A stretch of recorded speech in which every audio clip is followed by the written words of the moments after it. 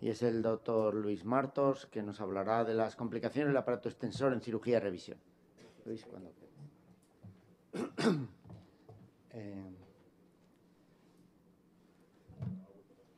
Buenos días a todos.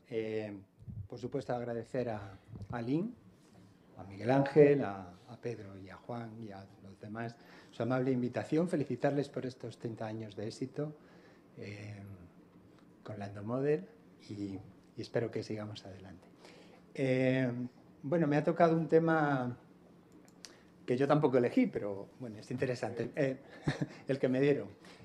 Mi hospital, al que, bueno, con el doctor Galeote estábamos encantados de recibiros a todos, y es verdad que yo también pues, busqué en la hoja Excel y comprobé que hace casi 15 años que puse mi primera Endomodel. Yo lo hice después de Antonio, con el que he aprendido mucho y me ha enseñado muchas cosas. Cuando hablamos de complicaciones en el aparato extensor, yo creo que cuando nos damos cuenta de que la cirugía de revisión de las prótesis de rodilla es una disciplina completamente diferente a una cirugía primaria. Y hay dos principios que tenemos que considerar, que es que el mejor tratamiento de este tipo de complicaciones va a ser su prevención, y el segundo de ellos es que hay que poner mucha atención a los detalles técnicos. Por eso comprendo que hay dos momentos en la cirugía. Uno sería el inicial, el abordaje, y el segundo sería el desarrollo, la ejecución de la retirada, la nueva implantación y el cierre de la artrotomía. En cuanto al abordaje quirúrgico, pues queremos conseguir una buena exposición con una flexión de 110 grados, vertir la rótula, usar la tibia anterior, y en este caso en las revisiones vamos a tener un problema de cicatrices y a veces de rótula baja. Por eso, además del abordaje paratelar medial, que es el que utilizamos habitualmente, tenemos que considerar abordajes extendidos, de los cuales yo creo que el corte en el cuádriceps, la UVI cuadricipital o la osteotomía de la tibia es lo más indicado. Recordar que la irrigación de la rodilla se produce por anastomosis desde el plano superficial al profundo y que es una irrigación asimétrica desde el lado medial a través de las geniculadas al lado lateral.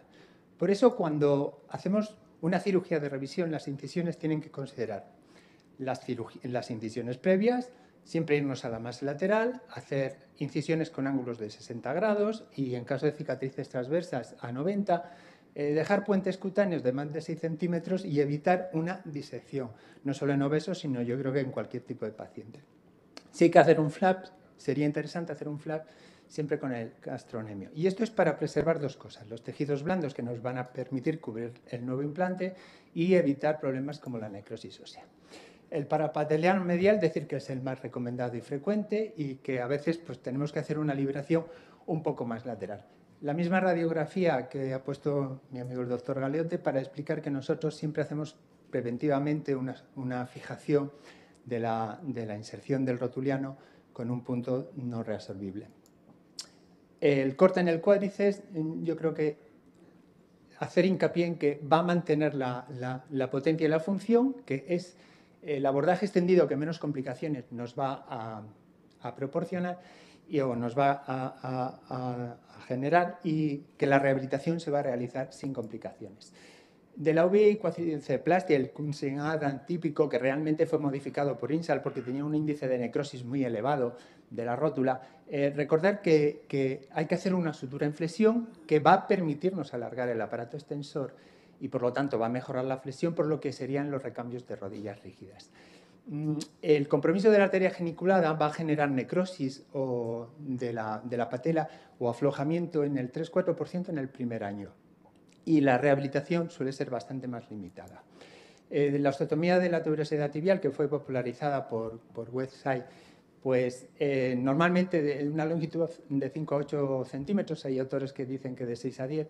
Lo bueno es que tiene la posibilidad de ascender la rótula y mejora la flexión y nos permite pues, retirar los vástagos o el cemento de una forma fácil. La rehabilitación va a estar muy limitada y luego tiene otro problema, y es que se han descrito complicaciones en el 23% de los casos, complicaciones graves como pseudoartrosis o fracturas.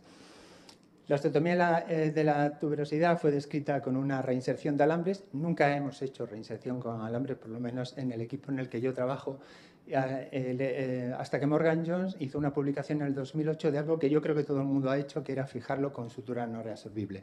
Nosotros hemos empleado también la fijación con tornillos, para lo cual adelgazamos un poco el fragmento y así disminuimos la tensión distal y nos permite, sobre todo, elevar la tuberosidad tibial para evitar la rótula baja. La segunda fase, el segundo momento, sería la retirada de implantación y en el cierre. Vamos a ver qué manejo tenemos que hacer para evitar esas complicaciones. En cifras, las revisiones de prótesis de rodillas se calculan entre un 8%, las revisiones de revisiones en un 8-19%. Y por motivos del aparato extensor se calcula que es un 10 a un 18,5% según las series. 3% de esas van a necesitar cirugía en el primer momento y las reoperaciones tienen una prevalencia del 33%. El grupo de la Mayo, que al principios del 2000 trabajó mucho este tema, atribuía al desgaste de la patela, cuando había un metal bag en el 46% de los casos, a un fallo del polietileno en el 21%, la subluxación en el 7%, la fractura de patela en el 4% y otros casos en el 14%. ¿Cuáles son las 5 complicaciones básicas de las que podemos encontrar en el aparato extensor? Pues yo creo que es el aflojamiento del componente rotuliano, la fractura de rótula, la inestabilidad femoropatelar por mal posición de los componentes tanto femoral como tibial, el problema de la rótula alta o baja y las roturas del aparato extensor. El primero de ellos es recordar que si la prótesis del botón rotuliano no está aflojado o dañado, no hay que cambiarlo, aunque sea un modelo diferente y aunque sea un diseño distinto. Normalmente es mejor dejarlo porque no va a dar ningún problema. Podríamos hablar del menisco rotuliano que se forma en torno a al botón rotuliano. Si está aflojada, depende del tamaño del remanente. Si es mayor de 10-12 milímetros, podemos hacer un implante de polietileno cementado online. Pero si es menor de esa cifra, habría que buscar una técnica de restauración del mecanismo extensor, de las cuales vamos a nombrar 6. La primera es, cuando tenemos un hueso de 5 a 10 milímetros, podríamos hacer una rótula biconvexa de polietileno cementada tipo inline. La segunda sería poner un injerto óseo rotuliano, donde nos describen una técnica a través de la extracción de un fragmento de cresta ilíaca o, a manera de chip, hacer este tipo de bolsa rotuliana con unas radiografías espectaculares, también son del grupo de la Mayo. La pateloplastia, entendida como artroplastia de resección, yo creo que es una técnica que en la mayoría de las series hablan con seguimientos mayores de 2 años de la aparición de clínica dolorosa en más del 51%. Vince hizo un planteamiento que es la osteotomía anal de gaviotas. A través de un corte longitudinal va a conseguir mantener el mecanismo extensor intacto con un resultado espectacular en la rótula. Con las técnicas modernas, como ha dicho el doctor Silvestre en esa buena charla que ha hecho, pues nos ha permitido hacer cosas como esta. Nosotros no la hemos hecho. Lo bueno es que no requiere reborde óseo. El contacto con el tejido nativo tiene que ser de 50%. Se hace una sutura circunferencial sobre el remanente y se basa en la capacidad del tantalio de favorecer el crecimiento óseo y del tejido blando. La patelectomía es una técnica mala, hay que hacer una resección completa y los resultados se basan en que pierden un 30% de la fuerza y hay un dolor por tensión del tejido en la zona posterior de la rodilla. La fractura de la rótula sería la segunda complicación por necrosis avascular. Cuando son estables no es quirúrgico el tratamiento y si son inestables hay que retirar el implante, los fragmentos e intentar dejar el fragmento distal. Porque con seguimientos a más de 2 años, cuando se realiza una pateloplastia, el dolor aparece en el 20% frente al 3,5% en los pacientes que se conserva el implante.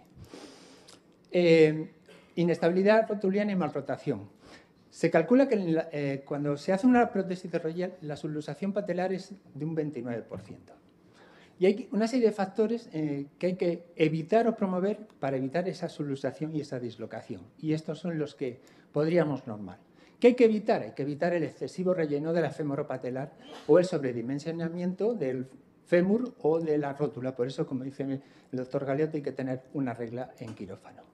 Hay que evitar la rotación femoral y tibial. Y esto cada vez se ve que es más importante porque tiene que ver con la inestabilidad y con el desgaste del botón rotuliano. Hay una serie de referencias. Nosotros, cuando no tenemos el eje epicondilio, pues nos vamos a la superficie anterior del fémur. Hay que colocar el botón rotuliano superior y medial, hay que lateralizar el componente sin provocar voladizo.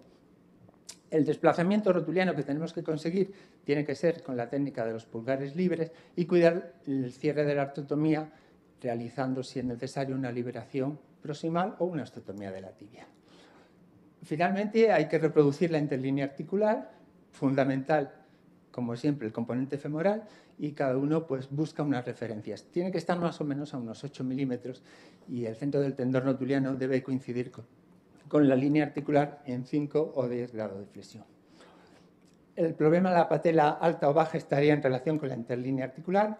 Recordar que la patela alta genera un riesgo de subluxación y la patela baja un dolor, un atrapamiento, un desgaste polietileno o una limitación de la flexión.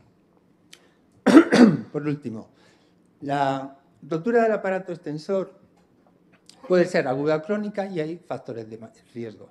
La patela baja, la rigidez y la obesidad serían esos factores. Cuando es aguda, lo mejor es suturarla, término-terminal, tipo sutura Kraschov, y nosotros siempre añadimos un tendón del semitendinoso autólogo, un aloinjerto o una malla de polipropileno.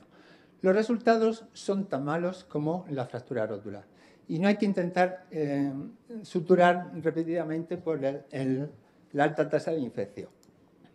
Y las roturas crónicas tienen una prevalencia del 0,17 y se podrían solucionar con aloinjerto completo, parcial o sustitutos tendinosos. El aloinjerto completo tiene que ser isilateral, fresco, congelado, no irradiado. Hay que revisar los componentes, no se superficializa la rótula y se inmoviliza rígidamente 6 semanas. Tiene una baja tasa de infección, pero el déficit de la extensión es de entre 20 y 40 grados. Y la rigidez, que muchas veces es peor que la incompetencia del aparato extensor, es un factor a considerar. Nosotros tenemos experiencia con el aloinjerto parcial, que lo hemos hecho con tendón de Aquiles, con bloque de óseo de calcáneo. Es más anatómico, retiene la rótula, pero es verdad que los resultados son similares. Finalmente, este artículo que me llamó la atención del 2018 de la Mayo, en la que hablan de sustitutos sintéticos con una malla de monofilamento de polipropileno. Tiene un alto índice de supervivencia, pero es verdad que los rangos de movimiento pues, tampoco son muy allá. Finalmente, quiero decir que como conclusiones, las complicaciones del aparato extensor tienen una elevada morbilidad, es mejor el tratamiento, es la prevención, el mejor tratamiento con una técnica quirúrgica cuidadosa. Las lesiones rotulianas hay que intentar conservar el remanente rotuliano y finalmente que la posición de los componentes femoral y sobre todo es fundamental en altura y en rotación externa. Gracias.